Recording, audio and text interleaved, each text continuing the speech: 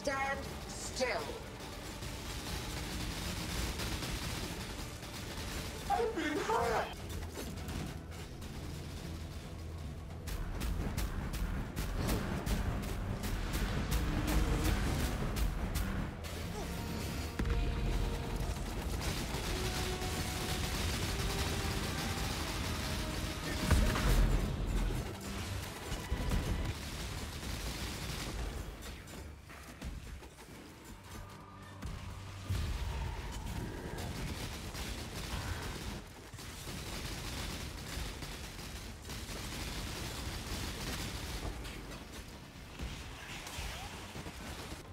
I do so enjoy torturing you. Bedat, give me your power!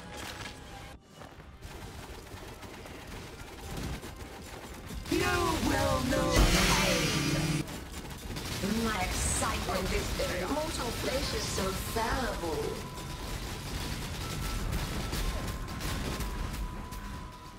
A mote of my might.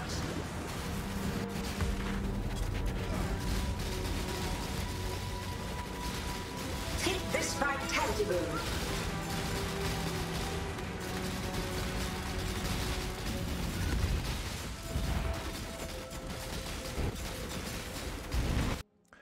Hello and welcome to a build guide for my self-chill explosive trap Trickster.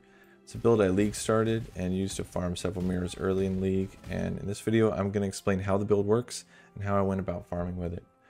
This build is specifically designed to speed boss well. What I mean by that is it excels in three areas: high single target DPS, high movement speed, and high survivability, because deaths are among the slowest things in PoE. To achieve those things, we're scaling damage with a non-cooldown based trap, which benefits greatly from self-chill. We're using haste and self-chill for movement speed, faster attack sleep slam to go fast, and the Trickster Ascendancy and energy shield to make the build tanky. The Sunblast version of the build can comfortably do around 9 Elder Guardian rotations an hour, or 5 Uberfeared laps. The former is around 9 div an hour profit, and the latter is 10 to 14, depending on your luck. Once you upgrade into a Mage Blood, you can turn around 10 Elder Guardian rotations an hour and 6 Uberfeared laps. All the other invitations are viable too. I just found the Elder Guardians to be the most profitable and most relaxed. As well as sub 3 minute Uber Shaper, which is an easy 12 Divine an hour, depending on the price of Sublime Visions, but 3.5 minutes average and sub 3 minutes is very achievable if you get a good boss draw on the first 4. Both Uber Shaper and Elder Guardians are great, as they require next to nothing startup and are pure profit from the get-go. The build is very well rounded. I also did 100% Deli. I did Sim 30, my Sim 30 challenge with this build. I didn't farm Sim 30, but it certainly you can do it. You just need to make a couple small changes, like get yourself curse immune. So what does a build look like to play? It's pretty straightforward. I find mapping to be pretty comfortable because of the high movement speed and how fast you're laying down traps. But basically you'll see I proc haste and then leap slam to the boss. Easy peasy. Most maps I can run under 20 seconds. I usually will grab a Sanctum. Chill for a second while we wait for the boss to show up, boss portal to show up. Usually I'll lay down a port.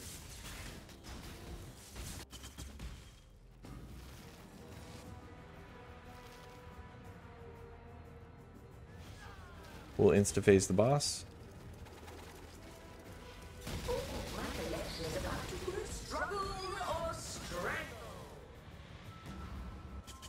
Insta-phase the boss again.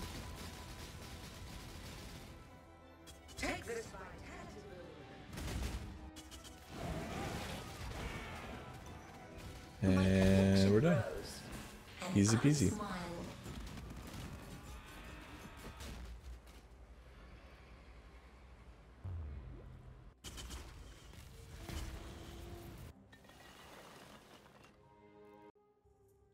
Let's talk about the Sunblast. It's incredible. Sunblast reads traps from skills thrown randomly around target location. That's great. That's basically how Swift Assembly works. Traps cannot be triggered by enemies. We'll talk more about that in a minute. And skills which throw traps throw up to 2 additional traps. So if you look at Swift Assembly, which I have one right here, you'll see that the extra traps are conditional and the chance of them throwing are low. This is unconditional. So every time I throw, I get 3 traps unconditionally. Well, actually, that's not entirely true. You have a max traps limit, and as long as you're under that max traps limit, you'll get those extra traps. The practical implications of that are that I am constantly pegging max traps. When I'm preloading traps on a boss, it's always hitting with 24, always. And even when I'm moving around, there's enough trap throwing speed that I can reliably get traps down even when I'm moving around a high number of traps. Now, let's talk about the cannot be triggered by enemies.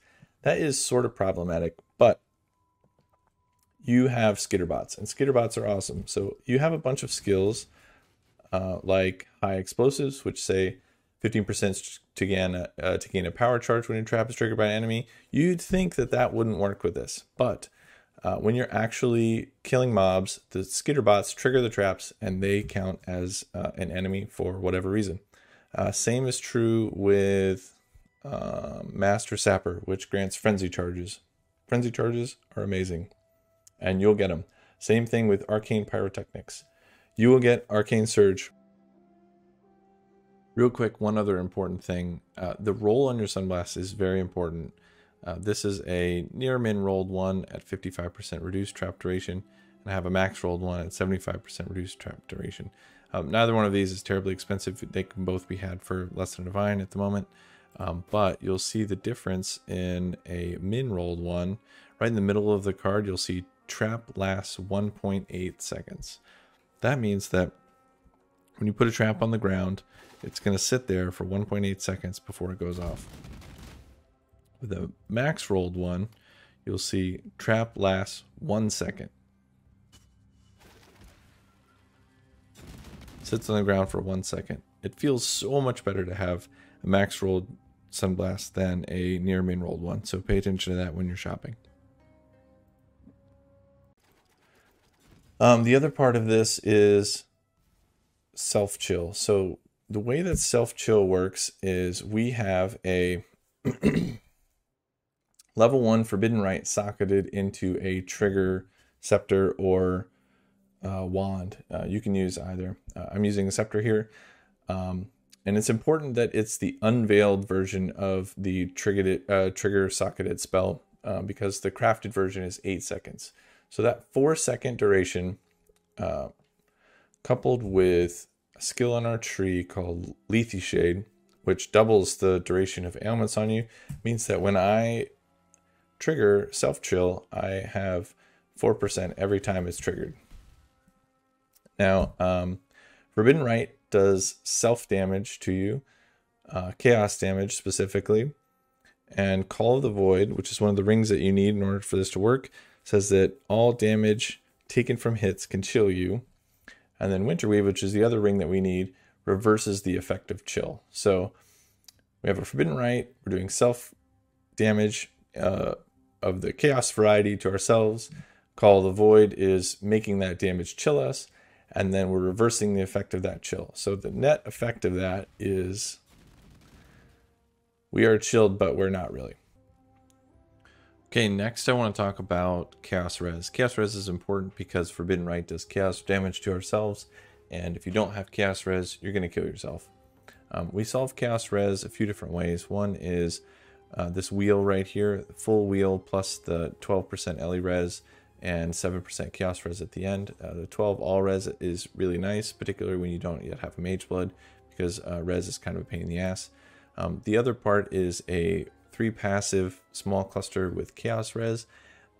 Each of these is important. So this is a really inexpensive jewel. I think you could get this for half a divine. 25 increased effect is nice. The all res and lightning res also nice. That's generally what I'd recommend you get as your other prefixes and suffixes. And rot resistant. Rot resistant is great because you get 13% chaos res and most importantly 1.2% regeneration of life per second. This is important because as you're ticking yourself every 4 seconds with Forbidden Rite, you're going to lose health. There's a sweet spot to max chill yourself. It's a combination of two things. One is chaos resistance. Here I have 62%. And the other is effective non-damaging elements. Non-damaging elements we get from the Elemental Mastery. Here we get it from Spiteful Presence. And then you'll also get it on our helmet, which has hypothermia, and then the additional 19% increased effective cold ailments. I think it rolls between 15 and 20. That's more than enough. It should be enough to max brittle uber bosses at this investment level, and should be pretty close to being able to max chill yourself and to have a decent amount of chaos res so that you're not killing yourself. I want to touch briefly on some of the defensive layers in the build. It's quite tanky. We have, in the Sunblast version of the build, 50k evasion, 30k armor. We're using Heartstopper, which is 40% less damage from hits, half the time basically. I have this ticked as average. In hit, you'll see that raises the EHP pool up to 212, but I think average is a reasonable place to have it. Spell suppress capped. We're using Spellbreaker, which is incredible. It restarts your energy shield anytime half the time you suppress a spell, which is, it almost nullifies the spell. It almost makes it irrelevant. An additional 10% of suppressed spell damage while on full energy shield, which is a lot of the time. We're using Ghost Dance and actually using it, and not instead of having Eldritch Battery replenish our spend pool with it. Ghost Dance is a huge defensive layer. We're using Lethe Shade, which is great, especially in high quant uber feared laps. We get 15% reduced damage from Call of the Void, which is great. They lessen their damage dealt by half of chill effect. In general, you're going to have max chill on things. We get 6% reduced elemental damage if you've been hit recently from our Pantheon, as well as fizz reduction from each nearby enemy. We get reduced chance to be hit by chain projectiles and 10% chance to take any projectile damage. We also have Val Molten Shell, which is fantastic as an emergency defensive layer. And then cast when damage taken, Molten Shell is up almost all the time because you're self-hitting and it's self-proccing.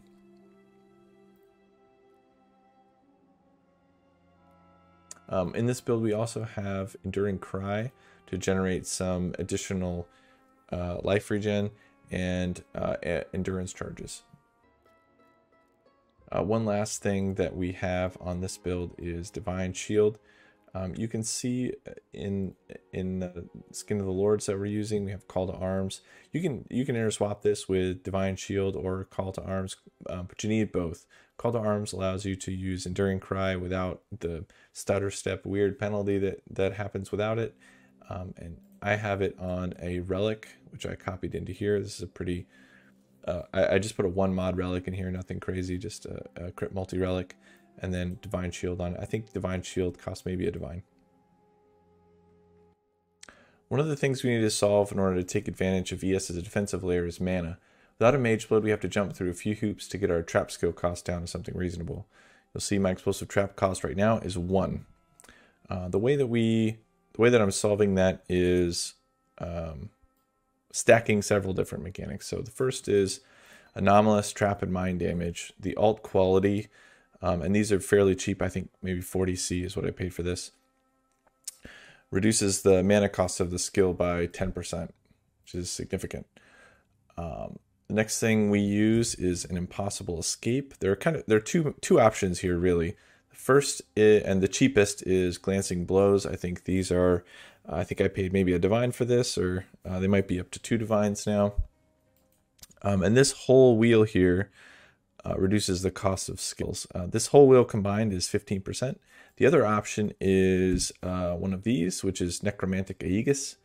They're more expensive because of the Hierophant Mana Bond build, but the nodes available there are just plain better. You'll see that 15% that this whole wheel provides, you get out of these two nodes here, Dreamer and then this small one. You also have access to a couple other really nice nodes. So Ash, Frost, and Storm is amazing. The increased effect of non-damaging ailments is huge, as well as the increased elemental damage. And then I also have this in my higher budget build. I have this one socketed.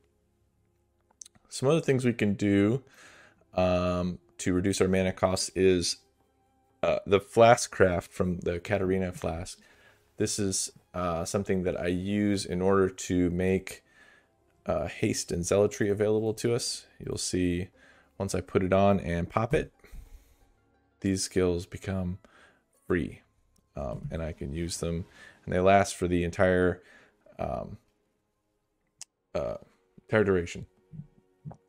Let's see what else.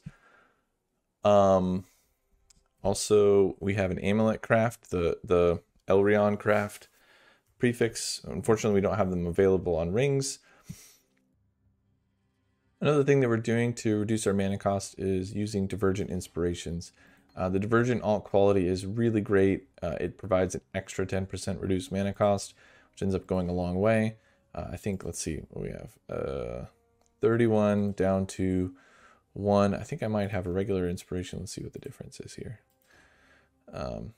Yeah, so 9 to 1. These are non-skippable, I think. The other thing that is non-skippable is the Perfect Crime, Forbidden Flame, and Flesh Jewel. These read 10% increased damage for each trap, which ends up being pretty significant amount of damage, and 25% reduced cost of skills that throw traps. This is really what makes the build work. They're quite cheap. When I bought them, nobody was using them, and I paid 100C for them. But a week ago or a couple weeks ago, somebody put out an assassin build that also uses it, and they jumped up. They're back down to somewhere around 5 divine for the pair, but they're important. You need them. There are some other options too if you find that difficult. One is a normal jewel. I think new this league is this reduced mana cost of skill roll. You can get it up to 5% on a single jewel. It's really, really cheap, so you can grab it with other useful things like this one has lightning res and crit multi for fire skills. And what you would do is you'd socket it probably instead of this Thread of Hope. The other thing you could do is grab a Watcher's Eye with non-channeling skills have minus some amount to total mana cost while affected by clarity. These are also very cheap. I think I paid 150C for this. And then you'd replace probably Discipline with Clarity.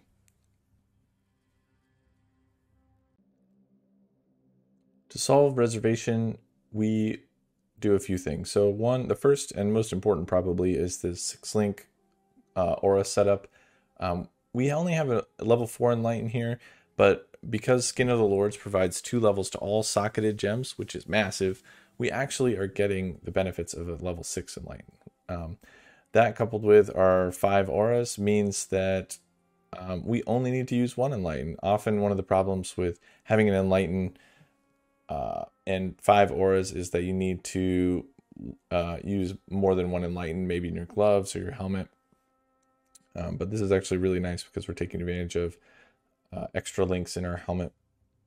The other things that help us with our Reservation is Sovereignty anointed on our amulet. We are taking a small cluster jewel here. This is not the expensive one. This is a 25% increased effect. It's level 83. I think I paid maybe a divine for this. Spiteful Presence is bigger than just an extra node, so recommend doing that. And both of the Reservation Mastery wheels, you'll see them allocated here. The other, you might find that mana being this tight is uncomfortable. If you have your skill cost low enough, like this is 1 mana, I don't notice it at all. You'll see, like I just don't, never really ticking very low on my skills. Even when Forbidden Right kicks, it just doesn't get that low. But if that's not the case for you, there are a couple other things you can do. You can get a normal jewel with the mana reservation efficiency, and you can get it corrupted to have an additional 2%. These are not very expensive. I think I paid maybe half a divine for this. And again, what you do is probably replace this Thread of Hope. You could spend maybe 9-ish divines and get a corrupted Thread of Hope with 2% increased reservation efficiency.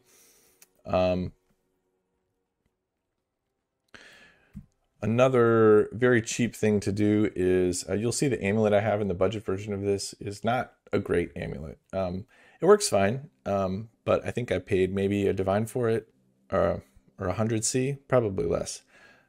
But this is a Fizz skill gem, so you can get a Fire skill gems one for considerably cheaper. So this is a 3-mod amulet. It has one tier 2 resistance roll, crit multi, and +1 to fire skill gems. This on trade right now is, let's check, between 10 and 60C. And there are a lot of them. So you could grab one of these and slam it with a Redeemer Orb, and you have a 2 in 8 chance, I think. So roughly 25% of the suffix mods that you can get will help you with reservation. So there's a Hatred reservation efficiency, there is a Grace reservation efficiency, and there is a generic mana reservation efficiency suffix, and they're all Redeemer. Just make sure that you have your prefixes filled so that you'll only land a suffix. One last option, if you want to get a little bit more reservation efficiency, is to spend 9 or 10 divines on this small cluster jewel, but level 84 and with 35% instead of 25%. It'll unlock about 10 extra mana, which again, like, you're only spending 1 mana or potentially up to 3 or 4, and you just probably aren't going to notice it once you get above 20-ish mana. I briefly wanted to talk about some of the gear and how it's crafted. I self-crafted all the gear. But let's first talk about the scepters. So they go for a lot on trade, but they're actually not that expensive to make. I'm going to do a follow-up with some crafting instructions, but each of these scepters is somewhere in the neighborhood of 8 to 12 divines, even though they've got 2+2 gems, a high tier of spell damage. This one has crit multi. Another good suffix is double damage, and this is my trigger one. They're not actually terribly expensive to craft. They're expensive to buy off trade, so I'll provide some help with that. The other is the helmet. So the helmet's actually, the helmet's where not all, but much of your damage comes from. So the more links you can get into your helmet, the more damage you can put out. There's a cheap version of this, which I started with, which costs somewhere in the neighborhood of 3 divines to craft. This version is sort of the next step up. It's somewhere in the 25-ish divine neighborhood and is the majority of the cost of the build. And then there's another level beyond this, and then another level beyond that when you start getting into really, really expensive stuff. The damage ceiling is astronomical in the build. I think right now I'm at 250 million DPS, and a lot of it comes from the next step of this helmet craft.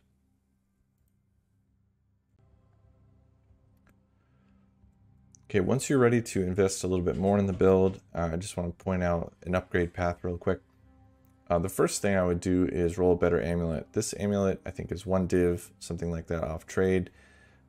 A better amulet looks like this. So this is a +2 gems, crit multi, unveiled trap throwing speed, and the bench craft for mana cost. There's an open suffix here too. You could roll chaos res on this. Just in general, a +2 gems and trap throwing speed amulet is going to be great. Mage Blood is obviously a really nice upgrade. You get to choose some faster flasks, so Onslaught, And phasing is huge when you're running at 400% movement speed. It's a real pain in the ass to run into mobs all the time. So when I'm running fast, I run this set of flasks. When I'm doing like a 5-party feared carry, I'll swap into a granite and a jade.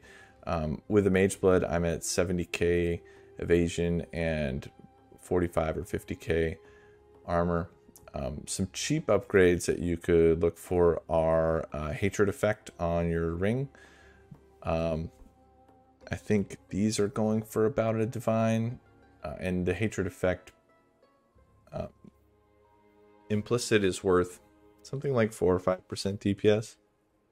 You could roll a better helmet. The better helmet is a considerable upgrade. It's an extra support link in your main attack skill. This helmet has trap and mine damage on it. It's a huge pain in the ass to roll. It's, you know, probably an extra 80 div or more to roll than something like this, which has just hypothermia and the horror essence mod and conk effect. So I probably would leave this till last. You could also create a better offhand weapon. There's kind of 2 main choices for upgrades over the fractured spell damage one. This one is a synth base with double damage, crit multi.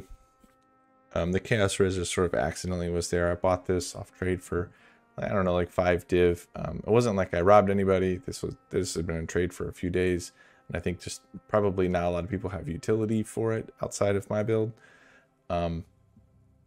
The other thing you could do is roll there is a crit multi implicit foil, and if you roll it with a shaper base, you can get a high roll of spell damage and up to 20% extra fizz as fire and extra fizz as cold. That is roughly the same amount of DPS as this. It's kind of similarly difficult to roll, but yeah, there are plenty of upgrades, and the damage ceiling is astronomical.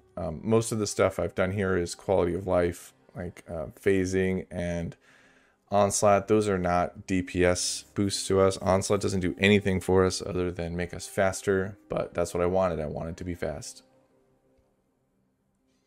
And then the last upgrade I made here is a fractured global defenses grasping mail. This gives us 40% increased hatred effect, 20% increased non-cursed auras from your skills, or 20% increased effect of non-cursed auras. And you also get stats, whereas with the Skin of the Lords, you get 100% increased global defenses, but no stats. So having lightning res and strength here is useful to my build, as well as fizz as elemental. Real quick, since I said I would at the beginning of the video, I wanted to talk about how I go about farming. So look at my passive tree here. Really, the only important nodes are the Maven Quant nodes. You want all of those. With all of the Maven Quant nodes and Wandering Path, you'll get 6% increased Quant in the Maven's Crucible, and this is for all invitations. So this is a free 36% Quant. As a trapper, you don't really have to care about maps that much, so I will grab a set of maps if I'm doing Elder Guardian, or if I'm doing Uber Feared, perhaps I probably wouldn't care that much. Grab a bunch of Orb Horizons, and you want to do maps that are really fast to get to the boss. So Bog is great, Foundry's amazing, Underground Sea I actually wouldn't roll over. So all 4 of these are just fine. Let's see. You'll see that it doesn't actually take that many to land on a reasonably decent one. Ancient City is fine. Toxic Sewer, also fine. I would run that. Graveyard is great. I would run that. So there's a lot of options. You're not going to have to spend a bunch of Horizon Orbs to get there. The second thing I would do is when you're rolling your invitation, roll it to 70% Quant and Val it. It's worth doing. You don't really have to care about map mods, which is another reason why I love playing trappers. Like you can see, I've got Fizz Reflect here. That's not a big deal. Cooldown, don't care about. More life, more damage, also non-mods for me. there's just not a mod that I really care about. The only one that is a mild discomfort is no mana regen. But the way you can still run those, you just need to have a map or a mana flask, and that's it. Alright, I feel like I've rambled on enough. Hopefully you found this useful or found some ideas that would be useful to you in another build. I really enjoyed pushing this build this league, and it's what motivated me to put out a build guide for it. I'll do the same thing I did last league and do a Reddit write-up. I felt like there was enough nuance to the way that I put it together this league that it merited a build guide video. Feel free to shoot me any questions you might have, and thanks for watching.